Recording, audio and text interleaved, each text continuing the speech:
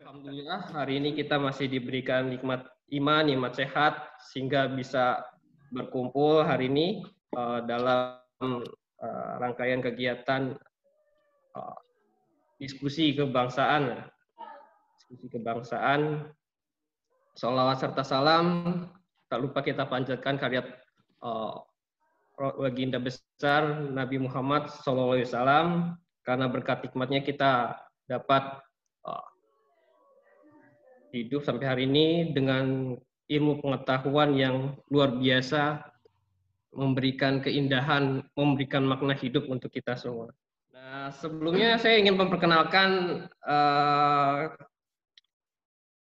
kegiatan ini dilaksanakan oleh teman-teman diskusi kebangsaan. Saya, Adit, Tommy, ini dulu sering kelayapan, Pak. Jadi kita bangun-bangun diskusi di daerah-daerah, baik itu Jakarta, Tangerang, Banten, Surabaya, Ternate, Medan, hampir di seluruh Indonesia kita punya titik-titik simpul diskusi kebangsaan. Karena kita melihat generasi hari ini itu banyak kurangnya literasi mengenai kebangsaan.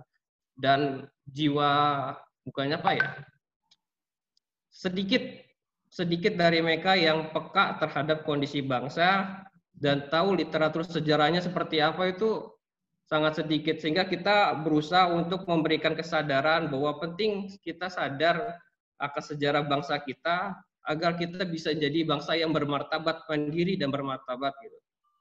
Nah, kita bangunlah beberapa titik simpul itu. Nah, salah satunya ada yang di UHAMKA, Pasarbo di Jakarta, itu titik simpul di Jakarta. Nah, seperti itu. Nah, kegiatan diskusi ini mudah-mudahan bisa berlanjut, tidak sampai hanya di sini. Ini lewat via Zoom karena saya dan teman-teman ini melihat kondisi seperti itu jadi haus, Pak. Jadi haus akan ini gimana sih keadaan negara. Jadi ini momentum kita, walaupun kita nggak bisa, biasanya kita tetap muka langsung, nah ini kita lewat aplikasi Zoom. Ya mudah-mudahan walaupun tidak bisa memuaskan, tapi bisa memberikan kekuatan kepada diri kita untuk tetap memberikan kesadaran, menebarkan kebaikan agar khususnya generasi-generasi muda sadar akan kondisi negaranya, lalu dapat mencintai dan paham sejarah bangsanya. Seperti itu. Nah, di kali ini tema kita mengenai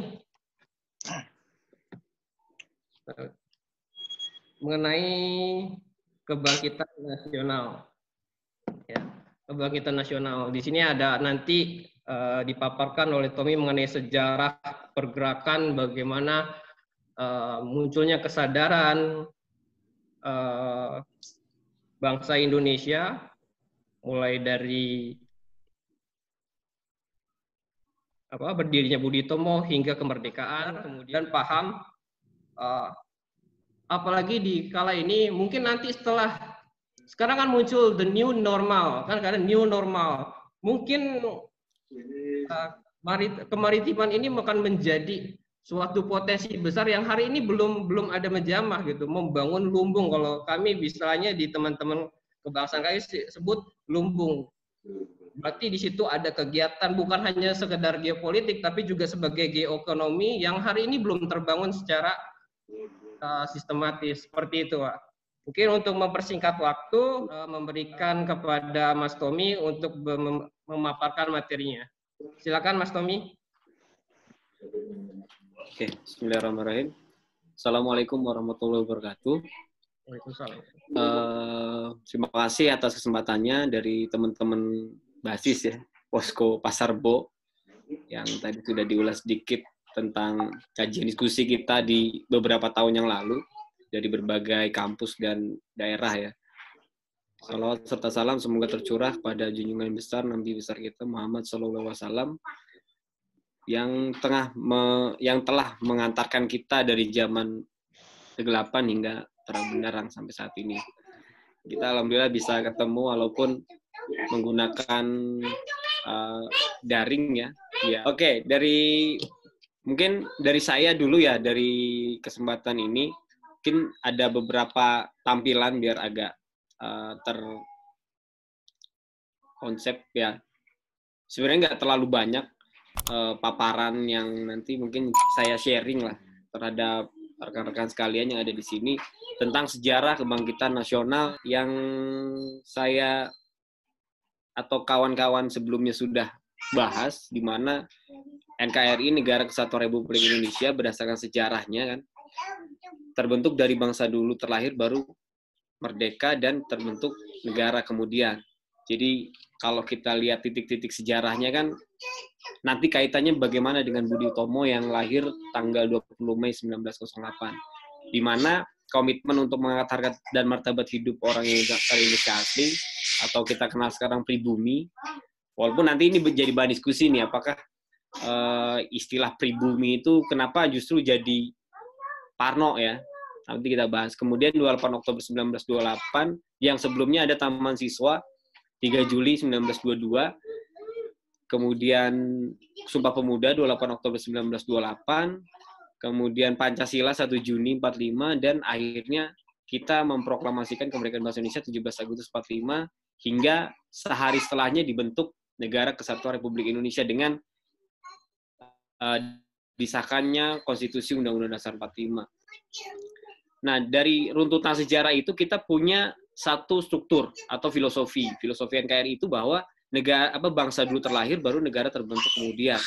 Artinya kalau kita analogikan menjadi sebuah gedung, bahwa NKRI itu bangsanya sebagai pondasi dan negaranya sebagai bangunan. Nah, ini ada beberapa lintasan perjalanan sejarah bangsa Indonesia sejak awal.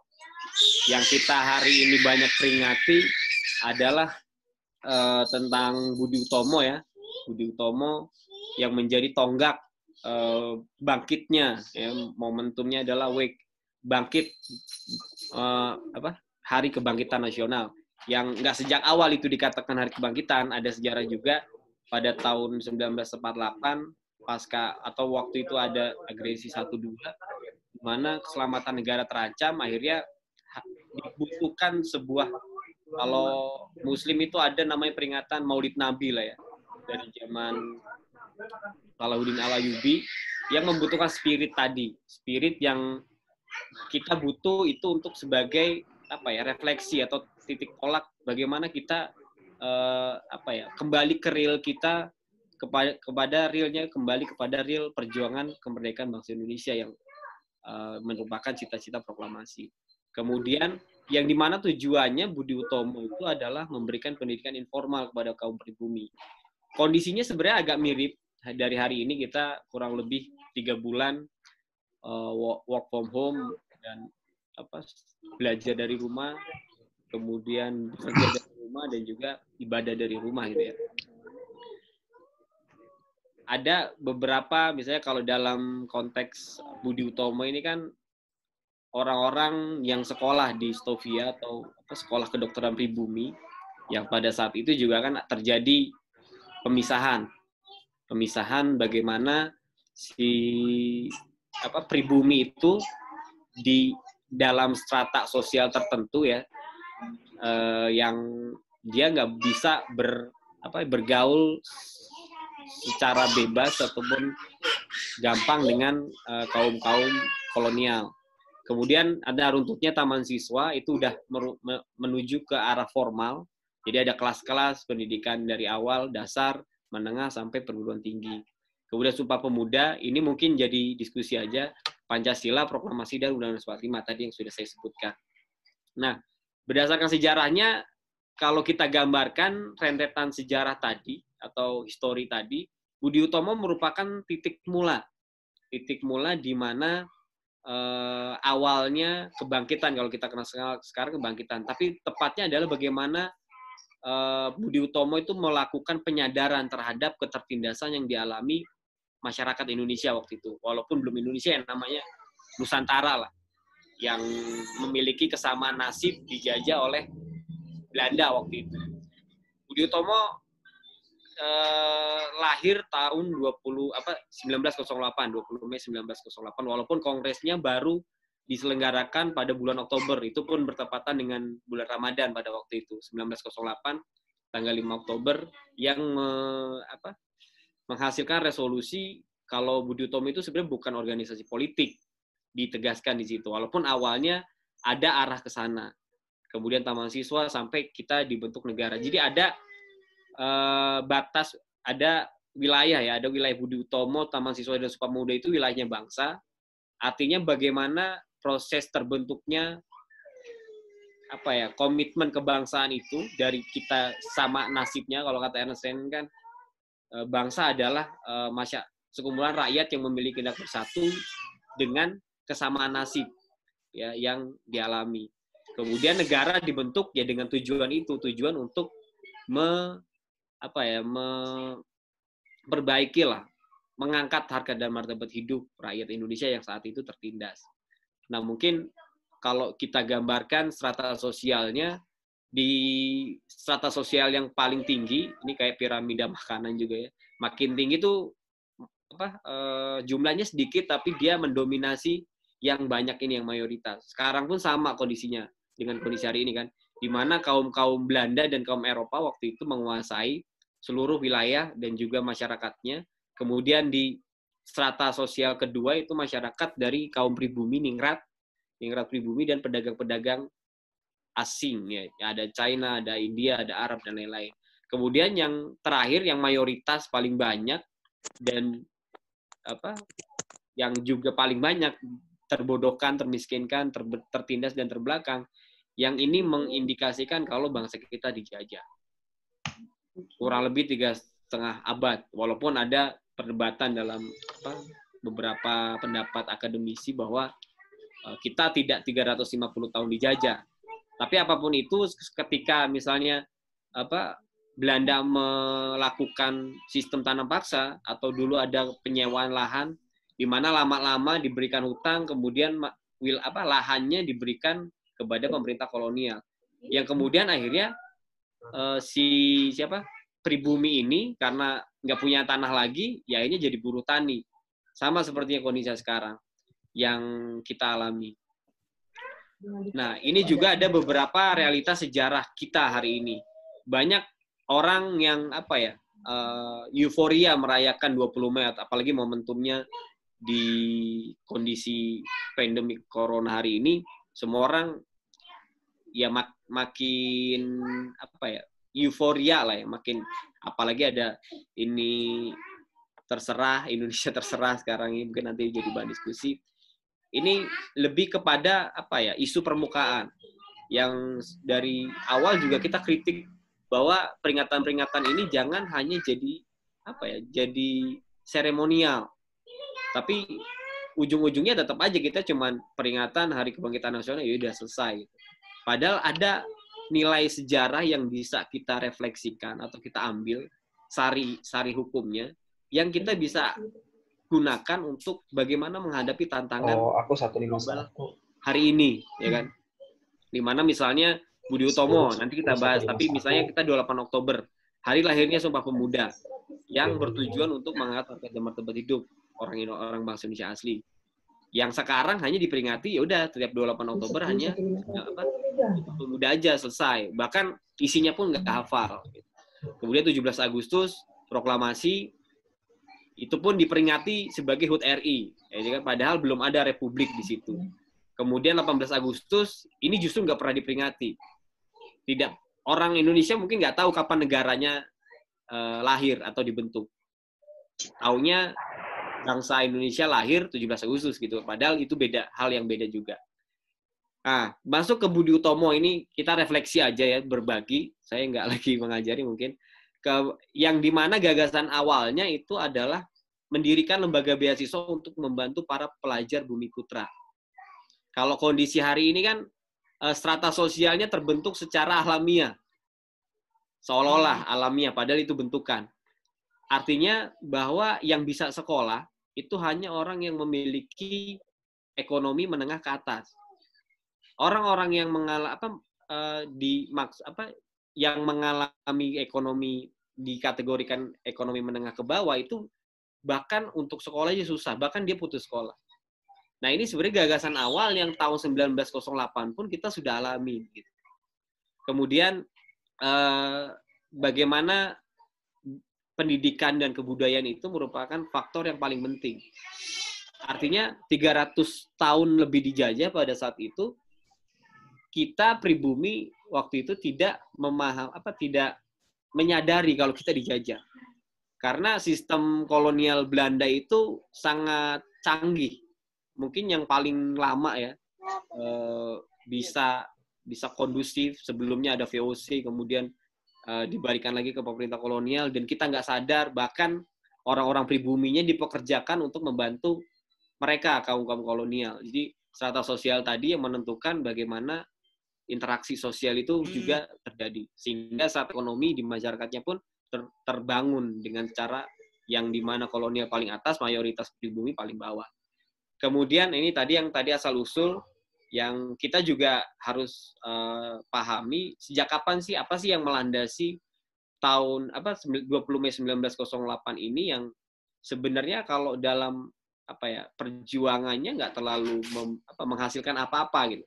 Hanya karena di tahun 47 atau 48 itu diperingati sebagai Hari Kebangkitan Nasional pertama kali di Jogja ya, waktu itu 48 ibu kota negara dipindahkan di Yogyakarta karena agresi 1 dan 2, dan itu Presiden Soekarno mencetuskan kalau kita butuh memperingati Hari Kebangkitan Nasional itu sebagai refleksi, membangun spirit kebangsaan lagi. Nah, di mana arah kemudinya, arah Budi Utomo setelah Kongres pertama di bulan Ramadan 1908 itu memutuskan Budi Utomo sebagai organisasi pendidikan yang berkonsentrasi pada pendidikan dan kebudayaan. Jadi moderat. Atau bahasa Soekarno dulu ada perjuangan kooperatif dan non-kooperatif. Jadi ini masuknya kepada perjuangan kooperatif. Yang non-kooperatif contohnya mungkin PKI, atau dulu ada namanya yang Murba ya, Musyawarah Rakyat Banyak, Tan Malaka, dan seterusnya.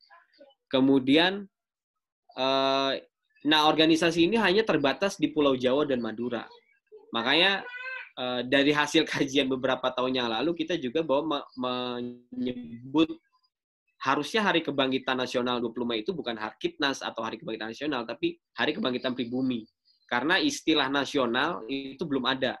Karena Budi Utomo sekalinya organisasi bentukan yang merupakan ikon kebangkitan nasionalnya ini pun hanya masih terbatas. Wilayahnya hanya ada di Pulau Jawa dan Madura. Di mana waktu itu ningrat-ningrat pribumi yang sekolah ya, yang bisa sekolah ke Stovia dan beberapa perguruan tinggi bentukan Belanda itu hanya yang digolongkan di strata sosial kedua atau ningrat. Di bawahnya itu udah pasti pekerja. Bahkan orang-orang dengan kondisi terjajah. Kemudian tokoh-tokohnya ada banyak banget. Jadi ada Dr. Wahidin, Dr. Sutomo Cipto, Gunawan Mangunkusumo, dan ketua pertama itu Raden Tumenggung Tirto Kusumo, itu Bupati Karanganyar. Yang pada akhirnya ini juga diprotes oleh pendiri-pendiri awal karena sifatnya yang dipegang oleh kaum-kaum priai yang cenderung konservatif, lebih cari aman lah. Walaupun memang di awal juga dia lebih memilih jalur moderat, tidak kooperatif, bukan non kooperatif. Nah ini ya arti Budi Utomo mungkin nggak semuanya orang Jawa ya, kecuali Mas Adit Nugroho dan Panji Nugroho juga ya. Punika satunggaling pademalan sae sarta nelakaken Budi Utami. Jadi ini pujian Dr. Sutomo kepada Dr.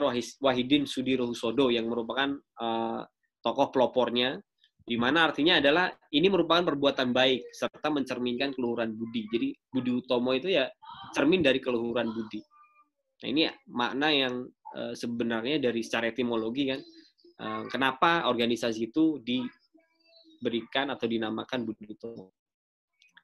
Nah masuk ke dampak, nah ini 1908 ini kan ada kultur stelsel. Makanya kenapa Budi Utomo itu dibentuk, karena mereka mencoba menyadarkan kondisi yang dialami pribumi yang tadi itu ada kondisi miskin, bodoh, terbelakang, dan tertindas.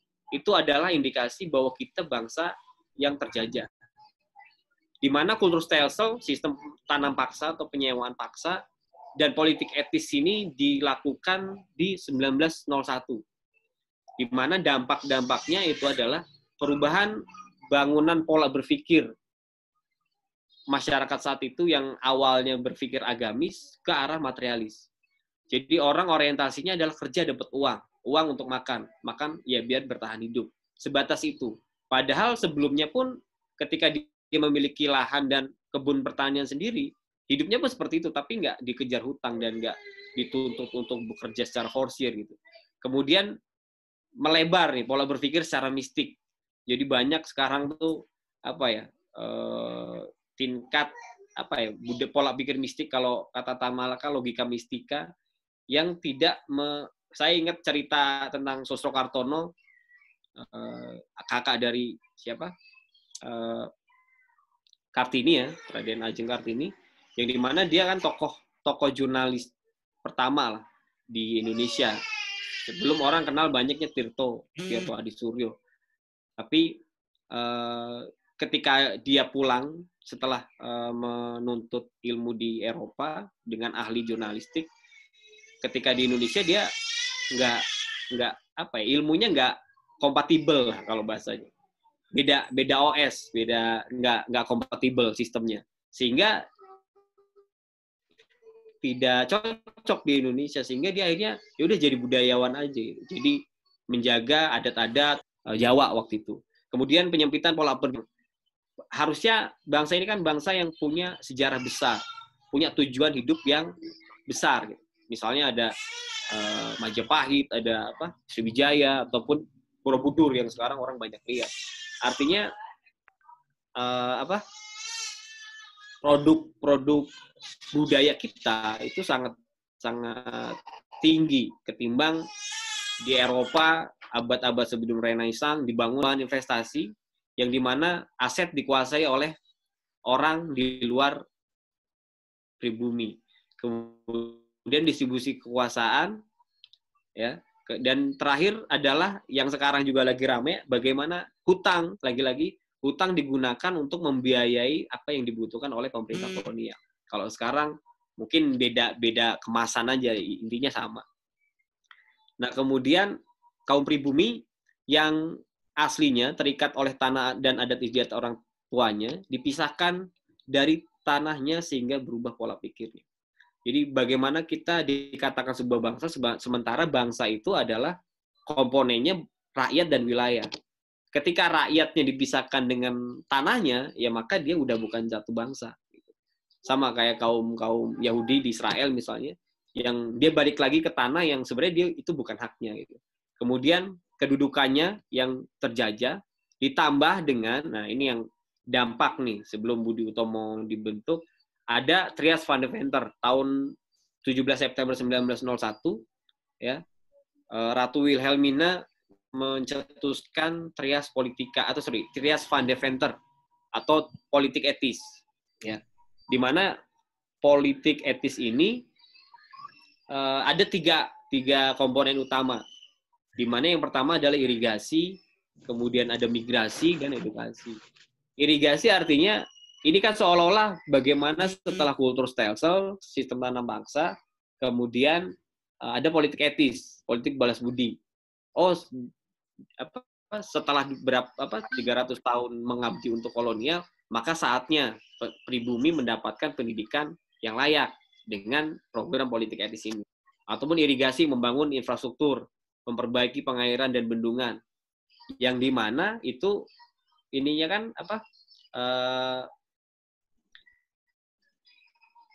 yang dimana tujuannya untuk bagaimana produksi kemudian migrasi, mengajak penduduk untuk bertransmigrasi, berpindah dari yang tanah kelahirannya keluar. Untuk apa? Untuk itu tadi, untuk orang itu produktif, dikirimlah orang-orang dari Jawa untuk mengolah tanah di wilayah-wilayah itu. Kemudian edukasi, memperluas dalam bidang pengajaran dan pendidikan. Walaupun kesannya bagus edukasi, tapi maksud dari Ratu Wilhelmina ini adalah bagaimana agar nih si pribumi ini bisa gampang disuruh gitu kan. Sederhananya seperti itu. Kemudian, nah struktur bangunan ini mungkin nanti jadi bahan diskusi, tadi di awal sudah saya bahas ya. Nah, menghadapi tantangannya sebenarnya ini yang jadi kajian kita. Bagaimana kondisi kita hari ini kalau dia beratkan bangunan, pandemik ini apakah ada yang bilang konspirasi global yang mengakibatkan krisis di segala bidang. Ini hampir nih. Jadi bahkan prediksi para ahli itu nggak cuma krisis, tapi bisa mengakibatkan depresi. Dari di tahun berapa ya? Tahun 1930 waktu Amerika terjadi Great Depression. Ini yang yang mengancam kondisi kita hari ini. Apakah akan kembali normal atau new normal tadi, atau kita kalau bahasa to build a world anew kan, kalau Bung Karno bilang membangun tatanan dunia kembali untuk melawan membangun tatanan dunia baru gitu. The new world order gitu ya. Nah, ini yang terakhir mungkin kalau kata Ki Hajar Dewantara, kenapa Budi Utomo merupakan perhimpunan kebangsaan yang pertama, yaitu yang dengan memiliki tujuan atau maksud, yaitu menyatukan rakyat yang dulu masih terpecah belah, agar dapat mewujudkan suatu bangsa yang besar dan kuat. Jadi, kalaupun ada perbedaan pandangan tentang kenapa Harkitnas, kenapa Budi Utomo yang diambil, nah versi Ki Hajar Dewantara yang ini merupakan juga menteri di zaman Orde Lama, di mana Budi Utomo itu yang paling yang paling moderat lah, yang ikon yang bisa mempersatukan masyarakat Indonesia yang terpecah. Mungkin itu pengantar untuk nanti bisa didiskusikan. Jadi silakan, terima kasih moderator. Oke, terima kasih Mas Tommy. Terima kasih tadi pemaparannya mengenai sejarah tentang kebangkitan pribumi ya. Kalau hari ini nasional kita sebut sebagai kebangkitan pribumi gitu. Mudah-mudahan ini banyak generasi muda kita melek gitu. Jadi sadar kondisi keadaan kita seperti apa. Tadi sudah dijelaskan oleh Mas Tommy tadi bagaimana Indonesia, kebangkitan Indonesia mulai dari Budi Utomo dalam keadaan yang termiskinkan, terbodohkan, terus bergerak dengan para pemuda pergerakan hingga akhirnya para pandai kita memerdekakan bangsa yang walaupun hari ini kita belum merdeka gitu. Lalu bagaimana peran Indonesia nih untuk mengambil manfaat dari peperangan hari ini dua negara besar, the big countries, yang hari ini juga lagi bersih tegang di Laut Cina Selatan gitu. Oke, lanjut kita untuk berikutnya dipersilakan nanya untuk melanjutkan diskusi ini. Ya, jika ada yang mau nanya bisa langsung buka voice-nya. Oke, saya masuk ya. Saya bukan bertanya lebih kepada pernyataan saja ya. Jadi kita gini, konteks hari ini yang kita selamatkan itu adalah yang yakin saja. Yang tidak yakin ya sudah tinggalkan, tenggelamkan. Misalkan Bagus Purbaya udah nggak yakin kan, itu udah tinggalkan. Gitu. Nah, jadi keyakinan itu akhirnya bisa terbentuk daripada ilmu dan bagaimana landasan sejarah tadi, baik itu sejarah Budi Utomo maupun jauh sebelumnya tadi sampai dengan Budi Utomo negeri Sabah dan negeri Atlantis. Nah kemudian untuk Mas Tommy ya, kita bicara mengenai Budi Utomo itu kan banyak sekarang persepsi miring bagaimana Budi Utomo ini dikaitkan sama gerakan Freemason dan sebagainya ya kan. Itu kan perlu dijawab itu secara bijak gitu. Jangan sampai nanti kita ikut Freemason kan gitu. Nah, itu aja sih mungkin yang bisa saya sampaikan. Mungkin Mas Tommy bisa jawab lah. Oke, Mas Tommy silakan.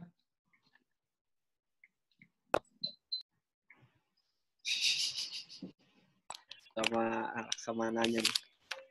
Ya, tadi juga terima kasih buat diskusinya lah ya, lebih diskusi kita. Ya, untuk pembahasan realita hari ini adalah awareness ya, kesadaran kita akan merefleksikan sejarah. Nggak mulai dari Budi Utomo pun kita harusnya bisa lebih memahami atau menyadari sejarah besar bangsa kita kan, jadi biar nggak hilang. Tapi bicara nasional kan, orang kenalnya nasional itu sejak Budi Utomo. Kalau saya mungkin nggak cuma dari situ.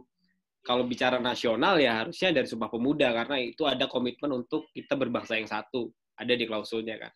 Nah kaitannya tadi sama Freemason, nah ini juga.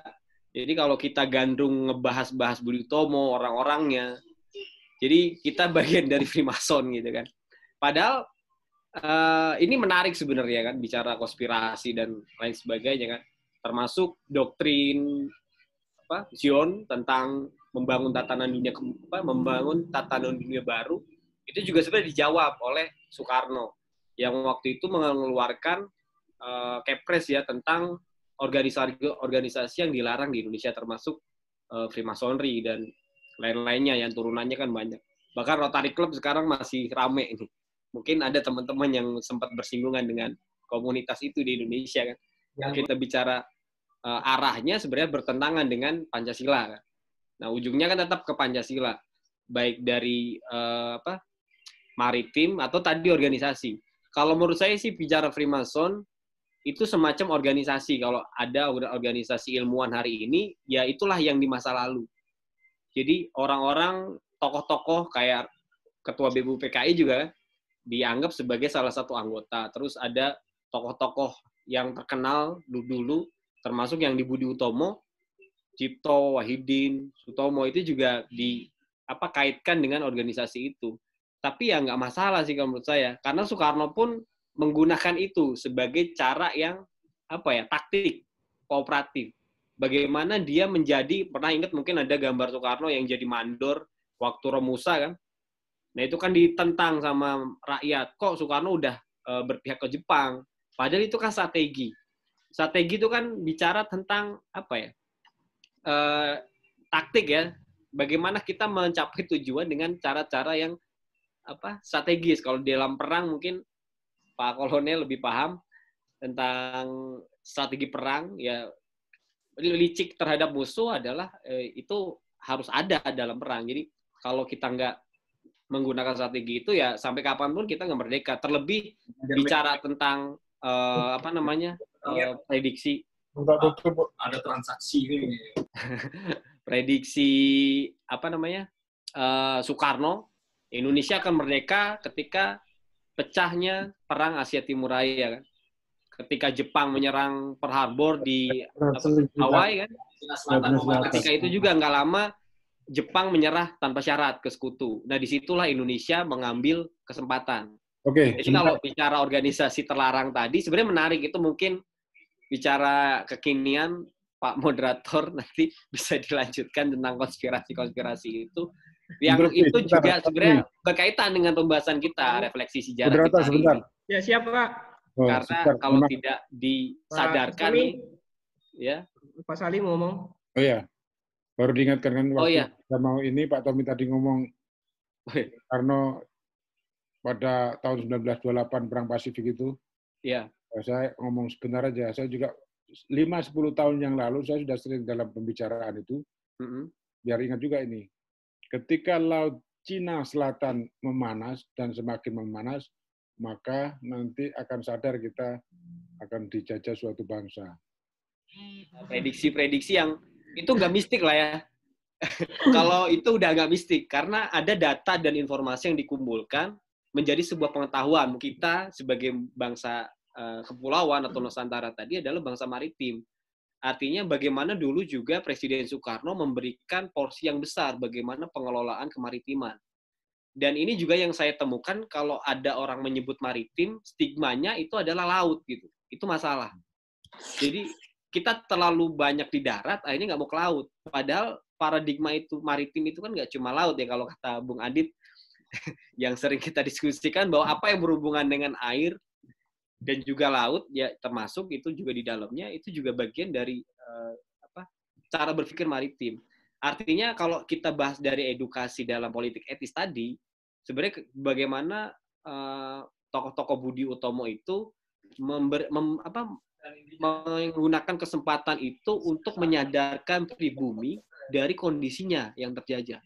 Mungkin kalau dalam konteks maritim, kita ini kalau kata Jokowi di awal pertama pernyataan kemenangan waktu sama JK kan, berhentilah kita memunggungi laut gitu kan. Jadi laut itu ya harusnya ditatap ke depan gitu. Yang dimana stigma-stigma kalau bicara pelabuhan itu kan pasti dalam tanda kutip wilayah-wilayah yang kumuh dan kriminal dan seterusnya gitu kan. Dan ini yang terjadi di kita. Jadi bicara kesadaran inilah jauh akhirnya.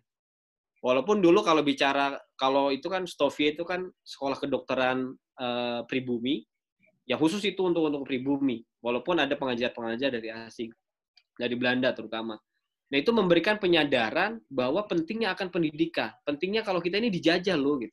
Termasuk sekarang nih, kita nih dikepung dari berbagai wilayah. Kalau dulu statement Soekarno dari utara kita dikepung, dari selatan kita dikepung, barat, timur dan seterusnya kita dikepung. Kita nggak bisa kemana-mana. Ini jadi bancakannya negara-negara kolonial imperialis, neo-imperialisme sekarang gitu. Jadi ini penting juga, apalagi sekarang terjadi, ini sesuai diskusi juga, pengamatan kami, bahwa ketika kita bicara sesuatu yang kalau bahasanya zaman dulu itu, kemerdekaan itu adalah sesuatu yang mustahil.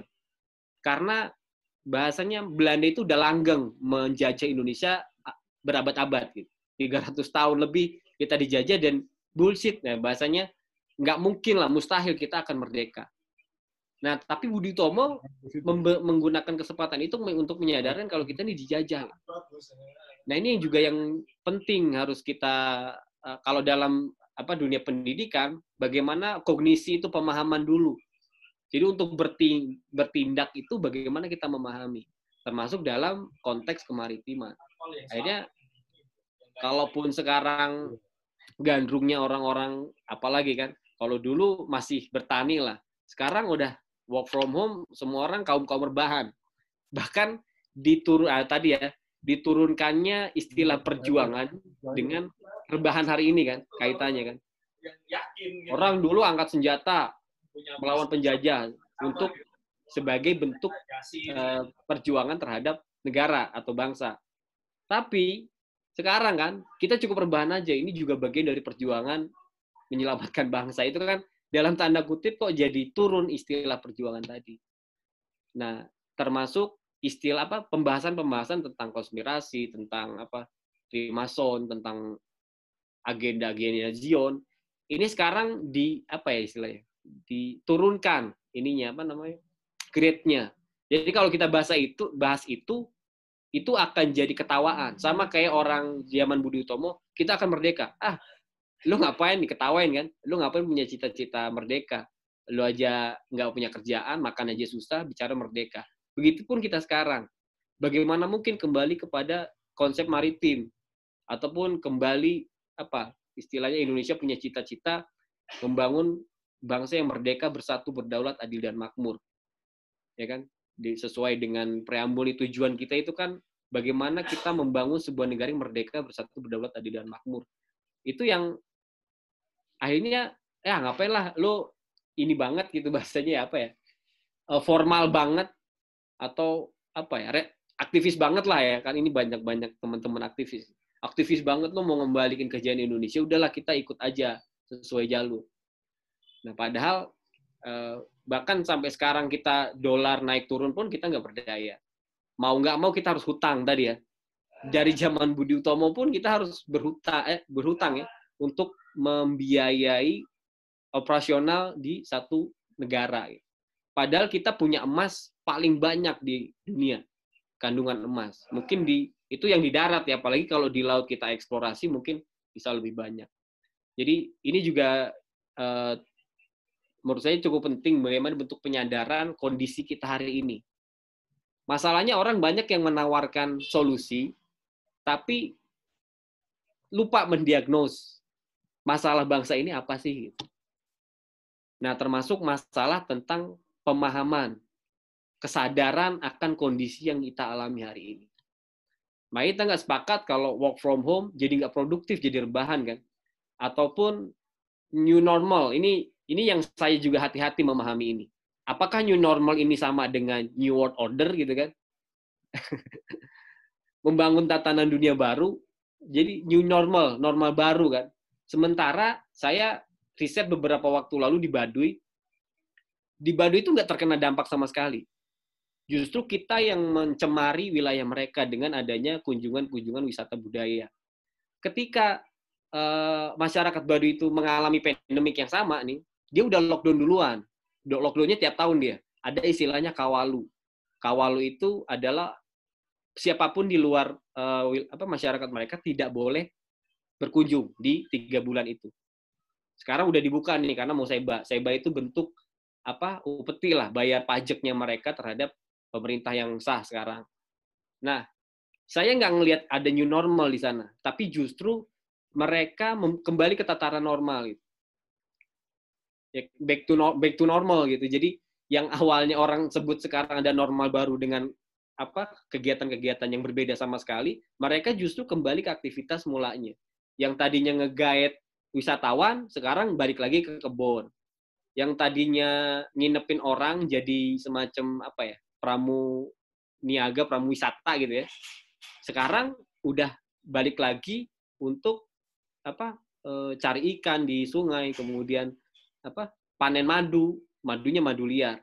Dan bahkan orang-orang Jakarta rame itu ngambilin hasil-hasil komoditas yang didapatkan dari hutan-hutan mereka, yang akhirnya mereka kembali lagi tanpa sedikit pun mengganggu kegiatan perekonomian mereka. Intinya kalau dalam kajian kami juga istilah ekonomi itu kan bukan hanya uang, tapi ekonomi itu adalah kegiatan. Nah, kalau kita tiba-tiba penghasilan kita menurun ataupun nggak ada aktivitas dalam bidang ekonomi, berarti kita emang nggak punya kegiatan apa-apa. Ketika di karantina misalnya hari ini di PSBB di rumah, ya kita udah ada yang nggak bisa bayar listrik, ada yang nggak bisa bayar sekolah, ada yang nggak bisa makan bahkan, karena emang nggak ada apa-apa. Nah, ini yang membahayakan.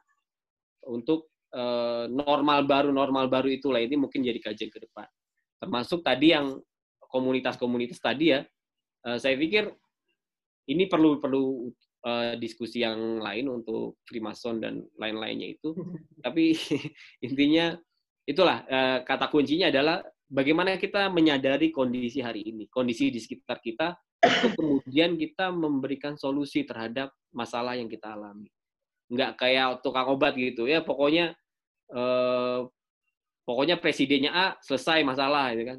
Pokoknya menterinya B, pokoknya selesai masalah. Jadi terlalu subjektif tanpa melihat kondisi-kondisi tertentu. Pun kita lihat sekarang kan ego sektoral dari beberapa menteri yang akhirnya masyarakat mengekspresikan dengan ya udah bodo amat gitu ya. Ada tagar Indonesia terserah. Ini juga jadi masalah kan. Bagaimana nggak sinkronnya antara pemerintah dengan rakyatnya. Siapa yang salah? Kita harus lihat kondisi ini. Inikah cerminan bangsa kita hari ini? Bicara kurikulum, sekarang anak sekolah aja masih belum jelas. Apa yang akan mereka lakukan ke depan? Bahkan cuti bersamanya nih, sambil saya lihat nih yang PNS-PNS yang pekerja-pekerja, ternyata Jumat nggak cuti bersama sampai seterusnya. Ini juga ada kegagapan lah dalam melihat bagaimana kondisi kita, sistem kita yang memang nggak berjalan sebagaimana mestinya. Jadi sangat-sangat butuh, kalau bicara kekuasaan di pusat kan, nggak boleh ada lockdown di daerah, semuanya harus terpusat. Padahal itu nggak usah disebut, ya semuanya harusnya berkoordinasi dengan pusat. Nah ini juga sebagai bentuk kritik kita terhadap kondisi yang ada sekarang, yang kita emang nggak boleh bergantung dengan kondisi itu.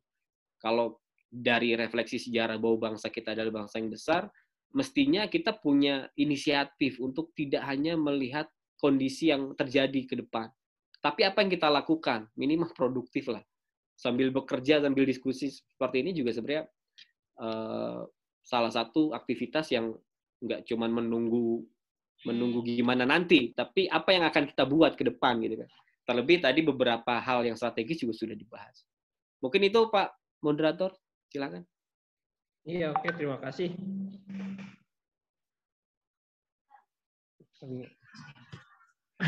Ya, ini sih ada senior kita nih juga nih. Ada Bang Ruli Sukarta dan Bang Jasan nih. Makasih udah hadir. Mungkin kalau mau nambahin boleh Bang. Bang Ruli atau Bang Jasan? Silakan boleh Bang, ya. Bang Ruli. Oke, boleh ya. Siap, Bang. Mau nanya Mas Tommy aja nih. Kalau boleh Mas Tommy. Ya, Bang. Ya. Makan. Persoalan kan kita udah tahu. Problemnya kita udah tahu. Yang menjalankan sekarang seperti ini. Kira-kira harus gimana nih Mas Tommy? Teorinya ada semua. Ya. Kelemahan kita satu sekarang menurut saya. Banyak orang pinter, banyak orang yang paham, tapi sendiri-sendiri. Jadi konsep gotong royong itu bukan hanya di soal ekonomi saja, soal budaya, soal ya kan, banyak hal. Jadi coba kita lihat semua organisasi, mau pemuda, mau apa sekarang problem, mau aktivis problem, ya kan? Karena kebanyakan dewanya sekarang udah pindah, Tuhannya udah robah tuh, bukan lagi Tuhan tapi duit. Semua pergerakan bicaranya duit. Ya, waktu dia sendiri-sendiri bagus. Tapi begitu berkelompok, membuat organisasi yang diperlukan, wah tanpa duit kita nggak jalan. Padahal waktu sendiri-sendiri dia bisa jalan. Nah kira-kira gimana tuh Mas Tommy solusinya? Apa negaranya mesti dirubah? Apa gimana ya? Saya mesti banyak belajar nih, ngedengerin begini kan belajar terus. Gitu kan, nggak ada rubahnya. Apa gimana? Monggo. Pak Moderator. Monggo. Ya 5 menit lah. 3 menit ya, 3 menit. 3 menit. Ya, terima kasih Bang Ruli. Ini pendapat saya aja lah. Mungkin dari abang-abang yang hadir di sini juga sudah lebih memahami lah kondisi yang kita alami hari ini. Yang saya bilang tadi, bicara solusi itu sangat-sangat relatif. Apalagi misalnya dari wilayah kita hari ini kan, di mana kita punya peran yang berbeda. Tapi seharusnya memang itu terintegrasi lah. Kalau orang semuanya paham dengan kondisi hari ini. Masalahnya kan bagaimana melakukan solusi sementara kita juga nggak paham apa yang harus dilakukan. Termasuk misalnya kalau saya ambil contoh, salah satu cara menangani pandemik corona COVID-19 ini adalah dengan melakukan PSBB atau karantina mandiri misalnya. Tapi itu hanya dipahami oleh sebagian orang. Misalnya pemahaman pemerintah tentang COVID ya harus dilakukan PSBB. Dia nggak melihat kondisi lain kalau orang itu bisa aja mati tanpa kena corona. Tapi justru dia meninggal, misalnya di Serang kan 3 hari nggak makan dan akhirnya dia meninggal. Nah ini kondisi-kondisi yang sangat-sangat kita memang butuh tantangan kita hari ini. Bicara solusi adalah bagaimana kita melakukan penyadaran dalam konteks sekarang ya. Kalau dari saya di dunia pendidikan bahwa faktor budaya itu yang juga cukup penting. Bagaimana budaya misalnya sampah juga bagian dari masalah kita hari ini. Orang nggak akan buang sampah kalau tidak dipahamkan terhadap dia bahwa sampah itu bakal menimbulkan banyak masalah. Nah, kalau dalam konteks kenegaraan, kondisi tadi saya agak singgung sedikit tentang bangunan NKRI ya. Kita ini ada potensi serangan dari dalam dan potensi serangan dari luar. Serangan dari dalam misalnya pemberontakan yang dulu misalnya ada Permesta, ada PRRI, ada GAM dan seterusnya. Nah, di kondisi eksternal misalnya sekarang nih virus. Apakah virus ini adalah sebagian dari serangan eksternal dan bagaimana kita menghadapinya? Sebenarnya butuh diagnos yang lebih valid tentang bagaimana kalau kita mau menuntaskan masalah bangsa hari ini. Tapi kalau dalam tataran kenegaraan, nah yang tadi saya sebutkan bahwa kita harus kembali dulu kan. Kalau Soekarno bilang to build our world anew, membangun tatanan dunia kembali, artinya kita kembali dulu menjadi bangsa Indonesia seutuhnya. Bangsa yang punya konsep, bangsa yang punya prinsip, dan bangsa yang punya arah. Mau kemana kita ke depan. Jadi nggak cuma ikut-ikutan. Negara-negara utang, kita ngutang. Negara-negara lain pakai penanganan begini kita ikut begini, ya bener-bener kita nggak punya pengetahuan tentang itu. Ini yang jadi masalah. Mungkin itu Bang tanggapan dari saya. Mungkin dari yang lain silakan. Oke, makasih Mas Tommy. Nah, ini banyak sudah permasalahan yang bisa didiagnosa nih. Banyak permasalahan bisa diagnosa. Ya, intinya kita kembali dulu ke jati diri bangsa kita, kenali dulu di mana sakitnya, kita potong penyakitnya. Tapi walaupun ya dengan kondisi hari ini nggak pesimis sih, kita terus berdoa semoga keadaan ini lebih baik, kembali ke jati diri bangsa yang bisa menjadikan bangsa kita bangsa bermartabat dan mandiri, gitu. Tidak tergantung negara-negara besar, tapi bisa memposisikan diri dan menjadi negara yang besar yang bisa membantu dunia. Itu juga sebagai cita-cita Bung Karno dan para Panipadar. Jadi ya Pancasila ini untuk seluruh negara-negara di dunia. Seperti itu. Terima kasih kepada teman-teman yang sudah hadir, rekan-rekan seperjuangan, terus senior-senior, juga beberapa mahasiswa. Terima kasih. Mas Tommy juga terima kasih sudah sediakan waktunya. Mungkin nanti insya Allah kita akan buat forum lagi di kemudian hari dengan topik-topik yang insya Allah sesuai. Ya ini agak sedikit ini apa? Kita agak sedikit beda karena kita membahas dan keadaan hari ini dengan tema kebangsaan. Itu selalu tema diskusi kita. Ya mudah-mudahan semua yang diberikan oleh pemateri memberikan manfaat, dan yang utama kita tetap integritas ya. Integritas terhadap diri kita ya, yaitu modal utama kita, dan mudah-mudahan pandemi ini segera berakhir dan pemerintah bisa memberikan solusi kebijakan yang tepat sehingga kita bisa hidup normal, bukan new normal ya. Terima kasih. Kurang lebihnya mohon maaf. Saya kembalikan kepada pembawa acara. Silakan. Ya, baik, terima kasih Bang Oki. Ya, saya ucapkan terima kasih kepada Bang Faisal Tommy Saputra serta moderator kita Bang Oki Irawan, dan jangan lupa juga saya terima kasih kepada Bapak Ibu, Abang dan Kakak yang sudah ikut join di diskusi kita kali ini. Nah, semoga dapat join lagi di diskusi berikutnya seperti itu. Mungkin sekian dari saya.